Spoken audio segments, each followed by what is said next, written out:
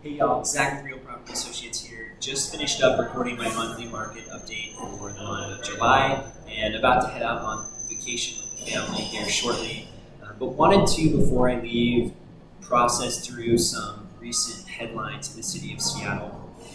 So the city of Seattle this week unanimously approved, 9-0 vote actually, to enact an income tax on the highest earners in the city. So in the city of Seattle, this would mean that if you earn over $250,000 a year and you're an individual tax filer, you'd be paying a 2.25% income tax on your earnings. And then if you're a married couple filing jointly and you make over $500,000, you would also be paying this 2.25% income tax. Now, the reason this is making waves is because in the city of Seattle and in the whole state in general, income tax is actually illegal in the state of Washington. And it started as a Supreme Court decision in 1930 to classify earned income as property, so it's not taxed the same. And then also in 1984, the state Supreme Court actually ruled that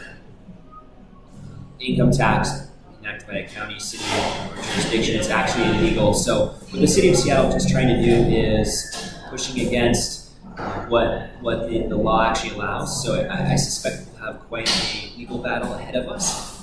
But at this point, the city is pushing for this, and I think long-term ramifications. The city of Seattle is trying to push for a statewide income tax. I'm speculating a little bit, but I think that's part of the agenda. But the idea is that it starts here in the city of Seattle. Now, this tax will only affect you if you are a resident of the city of Seattle. So if you work in the city but live outside of the city, it's not going to affect you. The city is estimating that 10,000 to 11,000 people will be affected by this tax, so not a huge number actually.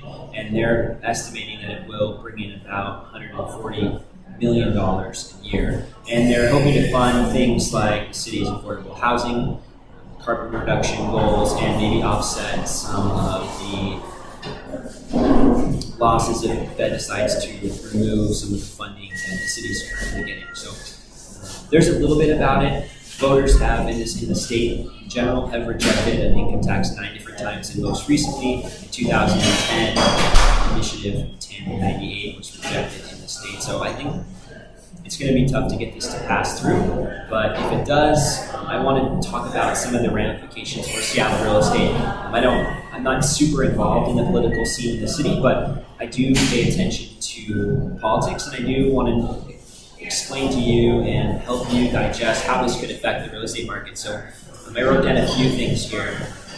Now, people have speculated that, and would be people that are opposed to it, that high earners might leave the city and move out of the city. So, and then the other options are people who might relocate to other places in the country because they don't want to pay that tax. I think that's a little bit of an overreaction. I don't really think we're going to see a mass exodus. But I want to go through my points here. So my overall prediction is that the city of Seattle's income tax will not impact home prices in Seattle whatsoever. And let's go through this. So most residents, first of all, don't qualify for this income tax. As I said previously, we're looking at 10,000 to 11,000 residents. And that is a good amount of people. But in the scope of things, Seattle has over 700,000 residents. So it's a very small percentage of the residents, and the majority of homeowners, home buyers that live in the city and are looking to purchase homes in the city wouldn't qualify for this tax, and so it wouldn't really affect them. And most Seattle home buyers, number two, are not high earners, and I was just talking about that a little. I was running some numbers on Zillow's home affordability calculator. Now, these aren't official numbers, so please don't base your purchasing power off these, but just some interesting things to know. So if you were a person, individual, made $250,000, so right at the border, and you weren't paying the tax, and you had good credit, low debt obligations, and you had 10% down, you could foreseeably purchase a home for around $1.4 million with current mortgage rates. Now, that's a lot. Again, I'm not committing that that's the case, but these are for rough numbers. That's a lot. If you're a married couple filing jointly and earn up to $500,000, $100,000 and you have the same stats, good credit, debt obligation, 10% down payment, you could foreseeably purchase a home up to $2.9 million. So there's a big majority of the homes. There's very few homes in the city that are actually over those numbers. There are, but the majority of the homes are going to fall anywhere between, we were talking about the median sales price in my market updates every month. We're at $735 as the median sales price. And so there are quite a few homes over $1 million in the city, and there are quite a few still that are in between 1 and 2 million, but getting up to 3 million, that's the majority of the housing. And number 3, even if residents do qualify as high earners, here I wrote down the net effect on income tax would be pretty much infinitesimal to their purchasing power. So under the ordinance, and I did some bad math, and again, I'm not a tax accountant, so please don't base your tax obligations off of my math calculations, but just for the purpose of this video, if you make over $250,000 a year, let's say you make $1 million and you're an individual, you would be paying tax on what you make over $250,000. Again, this is my interpretation, and I'm not an accountant, but you'd be paying tax on a $750,000 difference at 2.25%. You'd be looking at about almost $17,000. If you were a married couple filing jointly and you made $1 million net, you would be paying about $11,250. Now again, for the third time, this is not tax advice, just for the sake of this video, giving you some numbers to chew on. These numbers are significant, but not going to affect buying power for those that are the highest earners in the city.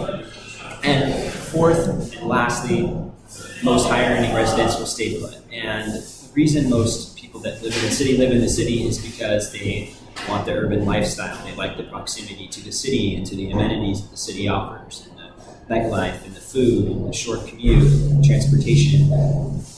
There's lots of other things. But as a whole, the people that live in the city for a reason, and they know they're paying more, and they already do pay more to live in the city. And so I don't think that this income tax would try, especially those highest earners, to just bolt out of the city. I think the majority would stay. Some might leave, and most will probably be a little frustrated if they're missing out on some of their capital. But I don't really think it's going to have lasting ramifications for them and would cause them to move. So if you kind of put all these together, most people don't really qualify and for this tax. The majority of home buyers aren't in this high earning bracket. Even if they were in the bracket, probably not going to affect their purchasing power whatsoever. And then the fact that they're going to want to stay put, I really don't see any reason, all things considered, that this income tax would affect the Seattle real estate market negatively at all. And we won't even notice it.